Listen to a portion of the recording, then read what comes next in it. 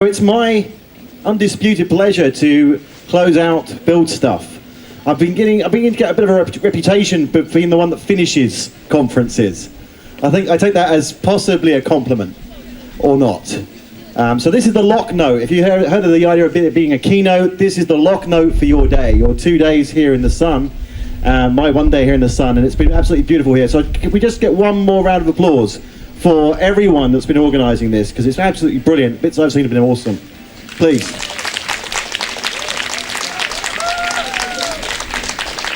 It's also a nice seamless way for me now to grab the guitar. So before I get going properly into the meat of the actual talk, because there is a talk, before I get into that, I want to just remind us of where we were about a year ago when I was talking about microservices then. A year ago I was not married, and now I am, so that's been quite a substantial change to the world. I can honestly say microservices haven't played a huge part in that. So don't worry about microservice adoption if you'd like to remain a bachelor or something similar for the rest of your life. It's not how it works. But I can honestly say I've gone from being in a somewhat distributed microservices background kind of world to a strongly monolithic but wonderful marriage. And I know she's watching on the camera, so you can't all wave for her, but anyway, I can. So I will. Right, so let's get going. This is where we were about a year ago. Hopefully some of this might be familiar to you if you've seen some of my talks. And don't worry, there is new stuff coming.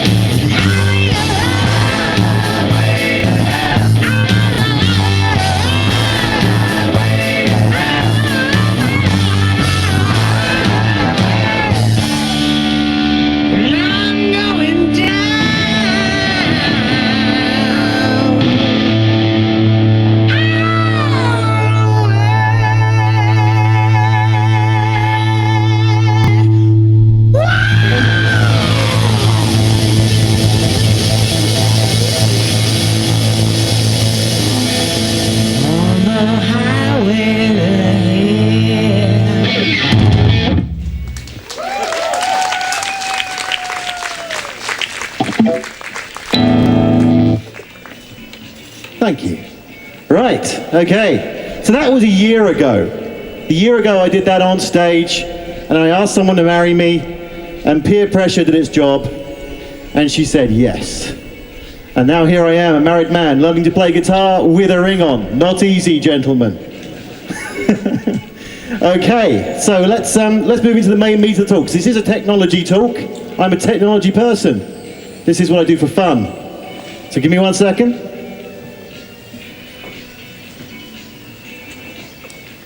And let's get out the slideware. If you can't see the slideware at the back, don't worry, it's slideware. You're not missing much. Okay. So this is shooting a thrill with microservices, which might not be the easiest sell to you if you've done microservices. Anyone doing microservices right now? And who's loving it? And who's loving every moment of those distributed transactions? And loving every moment of that latency and everything else that could go wrong, possibly go wrong in a distributed system. You see, someone sold us on a journey. They said, possibly me, they said, let's do this thing called microservices because that's what those cool companies do. And then a lot of us did it, and a lot of us have been on a bit of a journey for the last year or two. And that's the first thing I want to pull out, really, which is the world is better than it was by a long way. We should be congratulating ourselves. We've actually gone on a maturity curve in microservices land. We started off not knowing what we were doing at all. Someone said, do microservices. Someone said, what is that? And then someone said, I've got some money from the board that says we can do this thing. And then we did it. We created really small-ish RESTful services because that's what everyone else is doing. And they gave us so much pleasure, didn't they? And then we built these huge systems out of these things. And I remember at one point there was a critical mass where the number of microservices went way over the number of people involved. And there was that crashing wave of uncertainty when they had maybe up to 10 to 20 microservices per person. And you heard the term, you write it, you run it. So how many are you running at once? It became a measure of distinction in our industry. But the world is better than it was, because I believe we've worked our way beyond these things now. Okay, we've come through what I call version 1 microservices. That horrible adoption curve. Actually, there was a feeling for this one. I'm going to tell you about this, because I used to be an agile coach. I'm sorry. I was never a certified Scrum Master. That is a different sort of problem. No, I was an agile coach. Does anyone know the difference between a coach and a consultant? It's not just the number involved. You want to shout it out? Okay, a consultant, if you've got one coming in, or if you are one, this is the trick. If you're a consultant, you're supposed to know the answer. Or if you don't, you make it up. Okay? You know the answer. You've got the advice. If you are a coach, you don't have to know the answer. You're going to help them discover it. I'm here to enable you. That's what we do in coaching. So I was an agile coach, and I can remember a whole period of time in my coaching career when I realized that there was trouble on the horizon. Because everyone had done or was doing agile transformations. And I imagine if I asked you who here is an agile software developer building stuff in an agile manner, there's probably quite a few here. But you'll probably recall that some of that adoption, that transformation, depending on where you were, was quite painful. Not only was it painful, there was this distinctive moment that people would call me. They would call me up and go, Russ, you're an agile coach. I was like, yeah, sure. We've been doing this agile transformation for a couple of years now. We spent a lot of money on it. Could you come in and tell us how much better things are now? Could you do an audit of our transformation potential? How great we are. Now, think about the irony of this. You're going to get a third party to come in and go, yeah, things are better, I think. I wasn't here then, but yeah, things could be better. And what I noticed was I used to go on stage and talk about this and go, there's this agile adoption hump. People are doing this thing and they're hitting a wall, which is a wall where the board is saying, what have you done with our money? Now, we could turn that same lens onto just about everything we've ever done in this industry, and we might find ourselves a little ashamed. So let's turn that lens onto microservices now. We're going to be spending a lot of money doing these things once again, and we've been doing that. And then I've noticed, about a year ago, I noticed the the microservices adoption hump now. Loads of people doing microservices, loads of people wondering, is this any better? And in truth, many times the answer was no. You've made a big problem for yourselves, and you are now going to need help, which, if you're in consultancy, is a good thing, because, you know, I was a consultant, I can declare it for what it is. We are parasites. And it's good when the host is slightly upset, because otherwise you don't get called, right? And this is what happened about a year ago, over and over again. I got really upset and I moved out of straight line consultancy. I decided I couldn't do that anymore.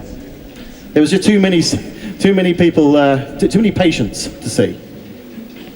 And so instead I transitioned into being a product person, which has a whole different other collection of ethical questions with it. But I'll talk about that in a moment. So you may not have got there. You may have been one of the lucky ones. You may have listened to some of the stuff that Greg talks about and some of the others talk about on these sort of conferences. And this conference in particular is very good for this, of actual honesty on stage. And when you get that honesty, you know what, you think about things, you adopt them in a nice, rational manner that they might suit you, because the answer on stage is, I don't know what your context is, but I'll tell you what I've done. In fact, I would like anyone who talks on stage, if you could just start your talks with that. I don't really know what it's going to do for you, but I'm going to tell you what I've done. And it sort of works. Lots of people do, and so it's great to see some of my colleagues in this industry here that do say that sort of thing. But microservices, about a year and a half, year ago, that wasn't the case. People were very much on stage saying, you need to do this, this, this, and this, and things will be better. And then they weren't. And that wasn't a joke. And then they were certainly not any better at all. And so I saw this adoption hump, and I hoped that people would start to move on to phase 2, which seemed to work. One way or another, I don't take any credit for this, but certain individuals were on stage saying, do you know what, this is madness. Let's not make everything tiny. Why is size important? There's not a man here that would like that to be, size to be removed from the equation. Okay, it's not the important measure. What is the measure, as I used to go on stage and talk about a lot, is what can you do with your system now that you couldn't do before? That's it. What can you do now you couldn't do before? How adaptable can your software system be when stuff happens? And the good news is that seemed to sink in, and lots of people started looking at some of the great lessons out there in our industry, things like looking at event sourcing and events generally, and starting to put REST at the boundaries, because it was useful as an API, but it was pretty poor when it was on every single component in your application, particularly when it was applied dogmatically. And that's what happened, is we moved away. We stopped being dogmatic. That's fantastic. We should congratulate ourselves from this. We're actually better than I've seen most adoption curves in this industry. So that's a good thing. The problem is that although it is better, we still have a lot of danger that will go the wrong way. We still could get too interested in our own technical beauty and forget what we're actually trying to achieve. And so I suggest that there's probably time to talk about a V3. If V1 was, let's make everything REST, including that tiny little utility class, and V2 was, do you know what, that's madness. Let's try and rebase this, use some rationality, maybe keep REST where we need it, because we know what that means now. Oh, by the way, I'm not going to embarrass anyone by asking how many actual microservices you have that are truly, in any sense, RESTful. There's an awful lot out there, and I know I've done it. I said, it's a REST microservice. No, it's not. It's HTTP with a message going across it. But anyway, it doesn't really matter. As long as you're getting some better results from the system that you're trying to build, that's good by me. And remember, it was about speed and adaptability. That's what we always wanted. It's what microservices were supposed to deliver. And they would do if you approached them a certain way. But V3 is coming down the line. The problem with V3, or if you like phase 3 of our adoption story, is that when we hit P3, we really can't hide as much as we did before. There's less talking on stage. You might have noticed I talk less on stage than I used to. It's not just because I'm married. It's because there is less to say. As people start to do the right thing, there's less to go on about. But there is another phase to this, and that's a dangerous phase.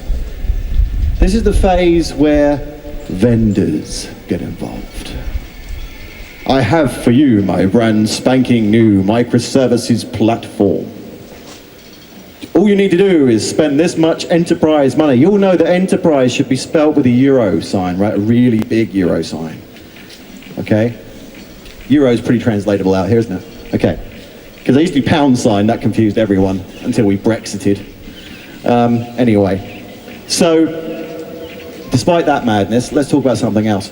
Yeah, so enterprise software, my enterprise microservices, someone's going to be selling this to you right now, aren't they? Have you not seen it on the horizon?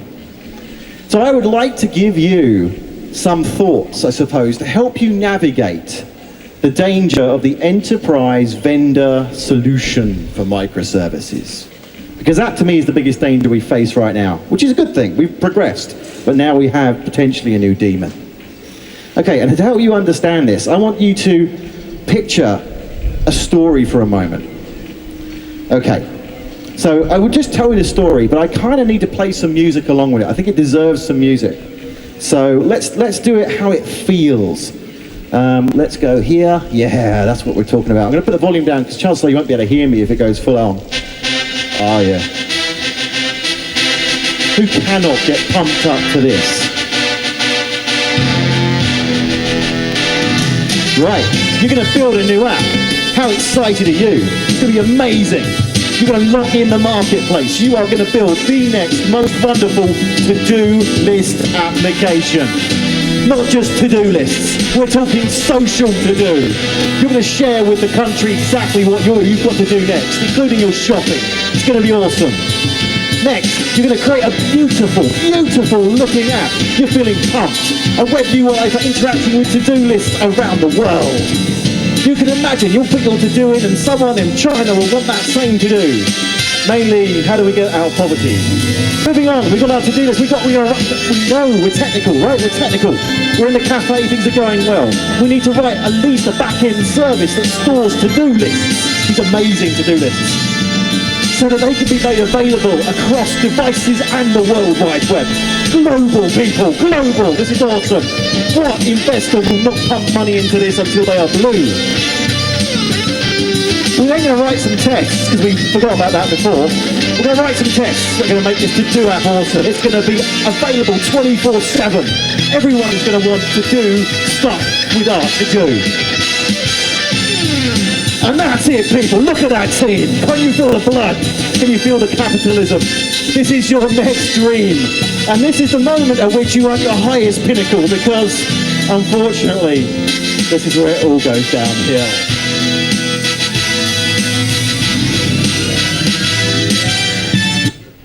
Sorry.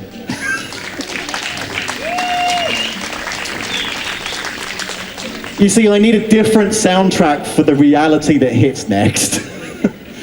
It can't be Rocky, I'm afraid. Rocky is a little too fictional for me on this. So let's try this one.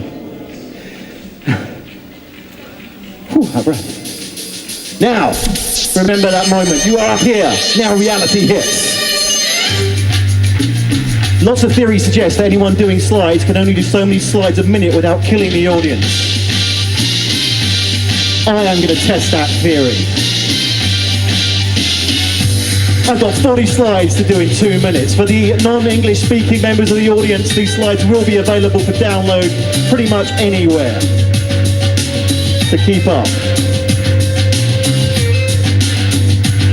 Ready?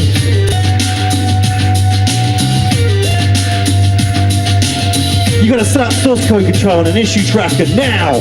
Manage user accounts, sign up, sign in, and password management. Collect analytics from your app and web UI about how people use your app. Build and test your app across multiple devices and OS versions.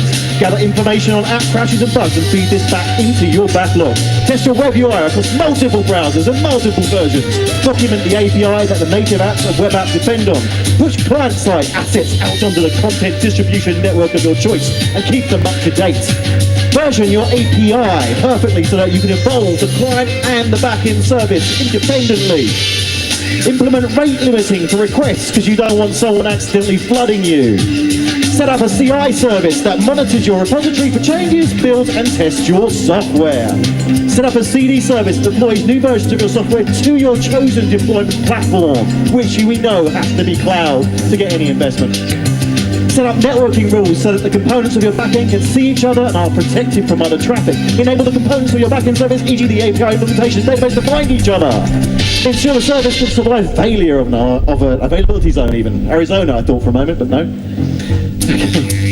Monitor the request latency. Create new instances if existing ones fail and transparently reconnect service components. Provide mechanisms to scale up, scale down, scale sideways, scale vertically, any way you like. Trace requests all the way through the system at all moments in time. Provide audit logs of all changes made to production systems, including regulatory official SOX proof. Set up an alerting mechanism for problems in production. Put in place a disaster recovery solution and test it. Backup and recovery of processes around data. Create operational playbooks. We like the term playbooks. It doesn't mean just recipes. It doesn't mean, oh my goodness, what do I do now? They're playbooks. And test those plays. Put in place automated failure testing. Get some simians in, that's cool. Ensure service has no security weaknesses, including cross-site scripting, etc. Monitor CVE reports for all components of your stack and replace as soon as a vulnerability is found. Devise deployment schemes that e.g. blue-green, red-blue, red-black, phased rollout and rollback. Collect logs from all components for your analysis. Enable marketing to do A/B and feature testing across all A/Bs.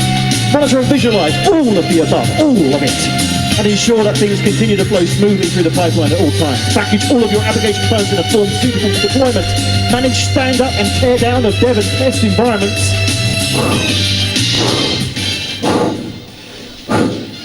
And that's just some of it. Can you imagine? No one would start a product ever if they saw that list. And unfortunately, we don't actually stop there, even though the song has actually got to its end. Because once you've done that, you've got more to do, because now we're going to do microservices as well. So what we're going to do now is service configuration, service discovery, bulkhead, circuit breakers, event stores, messaging, CQRS, language selection, APIs, API gateways, lakes, routing, security, breathe please. And this is just a technical journey. Okay. What investor in their right mind would go, yeah, let's do some software, if they saw that unfortunate truth? And it doesn't seem to matter in my experience whether you've been doing software for a long time or not. These seem to be things everyone does all the time. And that's, to me, that's slightly unfortunate. I think we spend a lot of our time doing exactly the same project setup and activities that we've done before. In microservices land, it's worse. In microservices, we tend to create services, a lot of them. Creating a service is a pain. In fact, I know people who deliberately decide not to create one because it's quite a bit more painful than just creating another bit of code in the existing service. I don't blame them for this. It's hard. It's much harder than it should be. It gets worse if you want to extract a microservice later on. And to be fair, this is kind of I don't know if you can see the face at the back, but I hope you can see the eyes at least. It's that confused look of, why are we doing this? Who decided this was a good idea? But you see, the problem with all of this is that generally speaking, that is what we would like. That is mine, by the way. That's my beauty. We would like a perfect Harley Davidson 2014 Fat Boy, surely. Perfectly affixed. That's what our system should be. Our to-do app should be that cool. But in fact, what we're handed is a bunch of small parts that hopefully go together, and we end up rebuilding the darn thing from scratch every single time. So what we need, I put to you, we need a chuck. We need something that's doing it for us.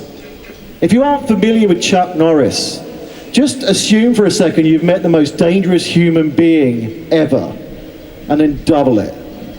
That's Chuck. He can do whatever you ask him to do, in whatever way you want it done, as long as it involves a roundhouse kick. He's not known for his negotiation skills, but he is damn good at getting the job done. So we want a Chuck.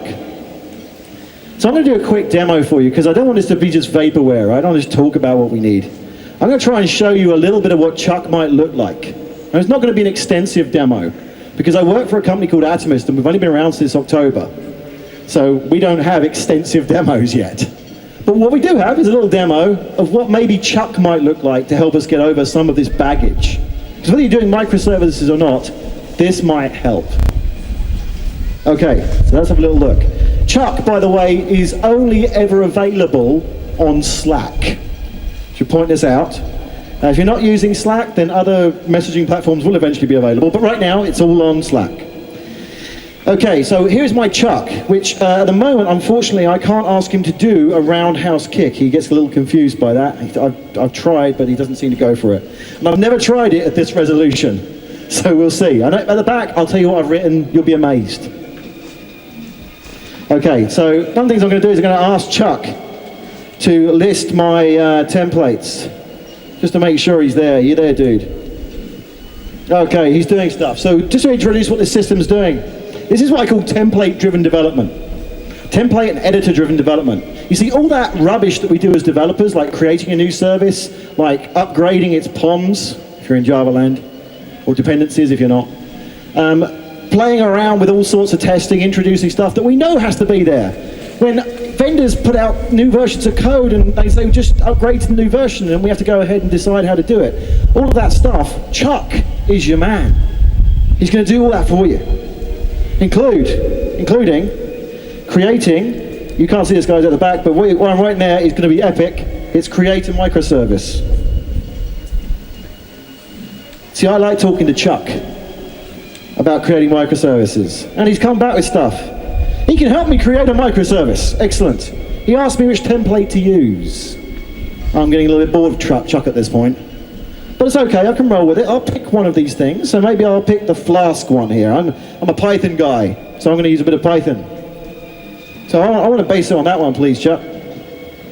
Okay, then I have to enter a package name. Sorry about the text being hidden. I have to enter a package name. Now I'm going to go through all the details on this, but basically you run through a small recipe, and then bam, what it does is create for you a Slack channel to discuss your new microservice with your collaborators, because guess what? We do have to talk to other people. I work in an incredibly distributed team. We don't call it a remote team because there is no center at all. Right now, I think online, we probably have 3 of my colleagues, some of them in Australia. And that's how we work. So we've realized the best way to use Slack and collaborate is new microservice, new Slack channel. Let's figure out who to invite. In fact, the system now looks for who should invite because they might have expertise in this area. It brings them onto the Slack channel and says, hey, there's a new thing being built. You might be interested in it. Now, hopefully you can start to see where this story is going. At the same time, Chuck will have gone ahead and created a new entry in Travis, got me a new CI build working. And if Chuck's aware of it, he'll go ahead and deploy my service somewhere and have it running immediately. And I get all those links straight in my Slack channel and tell me where stuff is. I can do it with Flask. I can do it with whatever I like, because I can write the templates. So project templates are cool. They get me there quicker. Now, hopefully you're starting to see the story here. This is about making our development lives really quick. It's great that we could do microservices because they make adaptable software down the line, but if we could really help developers do these things quickly over and over again as they need to now, then we're in a better world. The other thing I can do is editors, which I like. If anyone wants to see it, it'll be a lot easier for me to demo when you're actually a bit closer to the machine or the screen. But editors are fantastic because what I can do is say, right, I've got an existing microservice, a Java one. I've got a Java interface in there that's bugging me because I've got a local implementation that's a bit fat and frivolous. So what I want to do is extract a microservice on that, please. I'm going to go ahead, grab the code, and create me a new repository in whatever language I have selected. That's cool. If I'm doing microservices, that's helpful. It may not be perfect. I don't care if it's perfect. It's helpful. It's fast. And that's where we're going with this stuff. Okay, this is what I think V3 microservices looks a bit more like. It's a happier world where those mundane, really rather annoying topics and subjects that we had to deal with in the past very rarely, but now have to do all the time with microservices, like creating new things, as an example. Those things are going to be taken away as well because it's baggage. We're going to learn a lesson from the DevOps folks.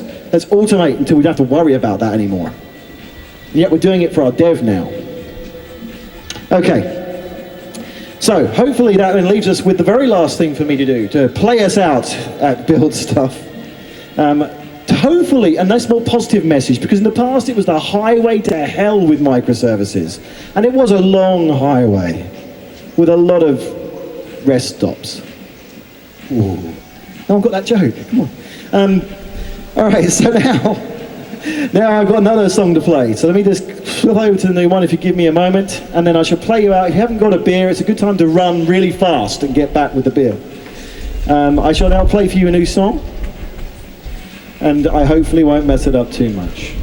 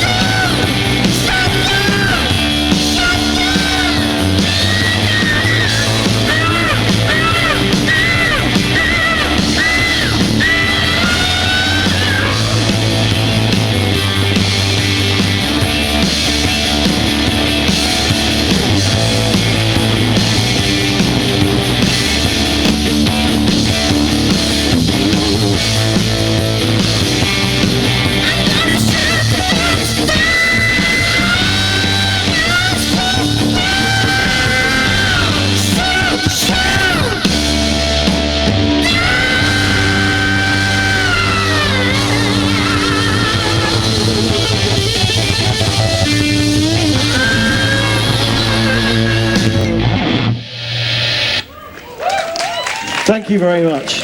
I hope Build Stuff has been awesome for you. Hopefully see you in November, maybe for the next episode, and if not, next year on the beach sounds good to me.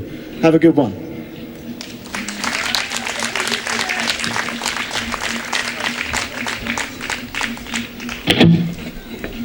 And if anyone wants to give the guitar a go, now is a good time to wander up.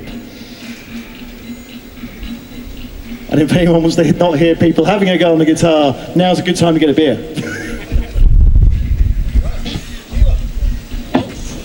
I had an announcement to make as well. There are some guys at the back with some cool skills when it comes to tequila throwing around, right? So, head to the back of the room. There's going to be some people throwing alcohol around willy-nilly. It's going to be fun. So if you fancy watching a demonstration of juggling par excellence, that's where it's going to be.